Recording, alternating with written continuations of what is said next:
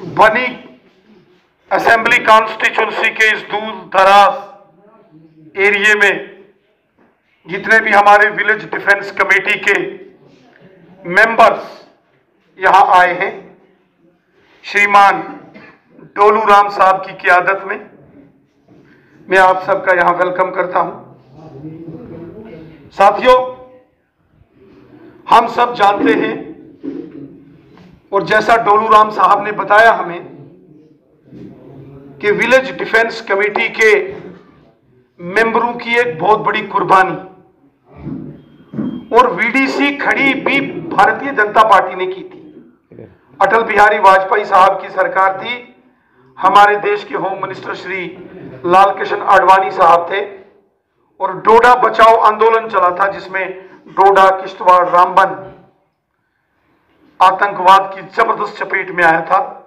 उसके बाद रियासी का गूल, अरनास, गुलाबगढ़, रजौरी, पुंछ और कठुआ डिस्ट्रिक्ट का ये बनी, बसोली, बिलावर, सांबा के कुछ एरिया, उधमपुर के रामनगर, चनैनी कॉन्स्टिट्यूंसी, उधमपुर के कुछ एरिए जब बहुत बुरे तरीके से मुतासर हो गए आतंकवाद से, दहशतगर्दी से, उस वक्त भारतीय जनता पार्टी की सरकार ने वीडीसी, विलेज डिफेंस कमेटी को बनाया था। और हम सब जानते हैं कि वीडीसी के मेंबरों की मेहनत, कुर्बानी, लगन और बलिदान के कारण यहां इन इलाकों से आतंकवाद को खत्म करने में हमें मदद मिली। फौज ने, आर्मी ने, पुलिस ने, पैरामिलिट्री फोर्सेस ने बीडीसी के साथ मिलकर आतंकवाद का सफाया किया। बीडीसी का बहुत बड़ा रोल रहा। बिना लालच के सब लोगों ने काम किया, पूरी रात गश्त लगाना, पेट्रोल करना, आर्मी के साथ जाना, एनकाउंटर करना, कॉर्डन करना। उन दिनों दूर दराज के पहाड़ों में सड़कें नहीं होती थी। आज तो मोदी साहब की वजह से, अटल बिहारी वाजपेयी साहब की मेहरबानी से आज सड़कें आई हैं। लेकिन उस जमाने में जब गांव की हिफाजत दहशतगर्दों से कोई करता था तो वीडीसी के लोग करते थे। जब तक आर्मी आती थी उनको बांध के रखते थे एक जगह, फिर आर्मी आके ऑपरेशन करती थी, सफाया होता था। और मैंने अपनी आंखों से देखा। साथियों, हम लगातार आपकी परेशानियों को लेकर गवर्नमेंट को आगाह करते रहते हैं। पिछले दिनों हम सब जानते हैं, उसमें 3 मेंबर पेड होते थे और 5 नॉन पेड। 8 मेंबर की कमेटी होती थी, कहीं कहीं कुछ 6 भी होते थे, 6, 3, 9 भी होते। और 9 मेंबर जो वीडीसी के गांव के होते थे, वो पूरे गांव के इलाके की हिफाजत करते थे। 3 लोगों को जो एसपीओ के नाम से रखते थे, वो कोई एसपीओ नहीं होते थे कि कहीं भी ट्रांसफर कर दो, बनी से कठुआ या डोडा से भद्रवा या भद्रवा से आप उनको गुंदो भेज दो। वो अपने ही गांव में होते थे। और एक अरेंजमेंट था कि 3 के नाम से जो सैलरी आएगी वो सब में डिस्ट्रीब्यूट होगी। लगातार कई साल ये काम चलता रहा। 22 साल। धीरे धीरे हमारे जो एसपीओ भाई हैं, पहले तो उनको 1500 रुपया तनख्वाह मिलती थी, फिर 3000। मोदी सरकार, हम लोग आए, 6000, 12000, 18000।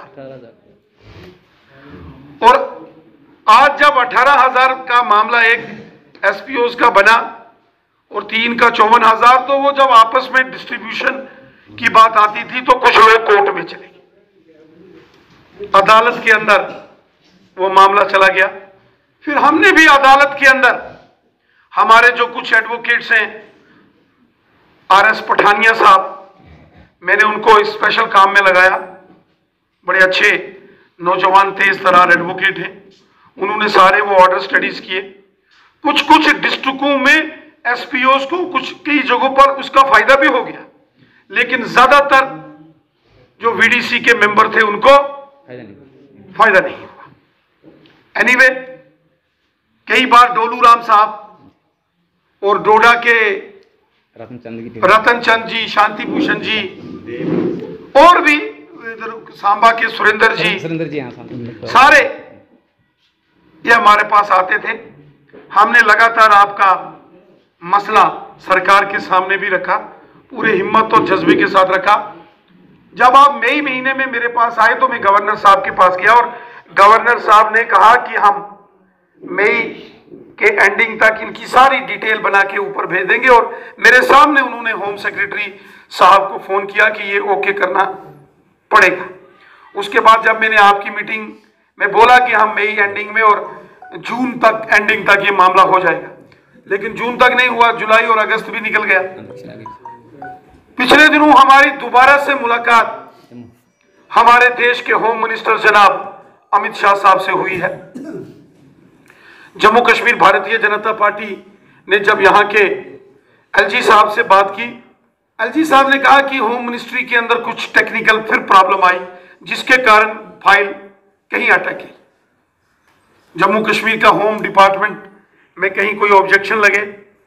फिर जब ये सारी फाइल लेके हम अभी पिछले दिनों अमित शाह साहब से मिले, हमारे सुनील शर्मा साहब जो भारतीय जनता पार्टी के जम्मू कश्मीर के जनरल सेक्रेटरी हैं, श्री शक्तिराज परिहार साहब जो बीजेपी के स्टेट के वाइस प्रेसिडेंट हैं, और हमारे रामबन के बीजेपी के डिस्ट्रिक्ट प्रेसिडेंट राकेश ठाकुर साहब, आरएस पठानिया जो एडवोकेट साहब हैं, और जीवनलाल साहब जिनके इस एरिए में आप हैं, मनियाल साहब जिनके एरिए में भी हैं, अजय नंदा जी, रजौरी पुंछ के कुछ साथी आए।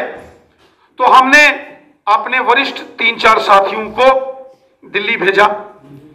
वहां अमित शाह साहब से मुलाकात हुई। उस मीटिंग में जम्मू कश्मीर के लेफ्टिनेंट गवर्नर साहब और होम डिपार्टमेंट, जहां श्रीनगर सेक्रेटरीट में कुछ ऑब्जेक्शंस लगे थे, अमित शाह साहब ने वो भी बुला के उनको साफ साफ ये निर्देश दे दिए हैं कि वीडीसी जम्मू कश्मीर के तमाम मेंबर्स का मसला हल होना चाहिए। ये डायरेक्शन उन्होंने दे दी। एलजी साहब वहीं थे। उन्होंने कहा एलजी साहब ये मसला हल करना बहुत जरूरी है। ये केवल ये रोजगार के लिए नहीं, उस एरिया की हिफाजत के लिए। आज फिर से अफगानिस्तान के अंदर क्या हो रहा है, कल से फिर इन लोगों की जरूरत पड़ेगी। आज भी जरूरत है, हमेशा रहेगी इनकी जरूरत। इसलिए मुझे पूरा यकीन है, जब हम सारे वहां गए, उसके बाद अभी जम्मू में मीटिंग की, आपको मैं यकीन दहानी देता हूं, अमित शाह साहब के सामने जब बीजेपी ने, हमारे साथियों ने, हमने, सुनील शर्मा साहब ने, शक्ति परिहार साहब ने, रणवीर सिंह पठानिया साहब ने, रामबन के बीजेपी के डिस्ट्रिक्ट प्रेसिडेंट राकेश ठाकुर साहब ने, और हमारे बीडीसी के जो बसंत राज जी हैं ठाठरी के, जब उन्होंने अपनी बात रखी, अमित शाह साहब ने हमें यकीन दिया है कि इसको जल्द से जल्द इसका मसला हम हल करेंगे, और यकीनन हम आपका मसला हल करेंगे। मैं आपको यकीन देता हूं।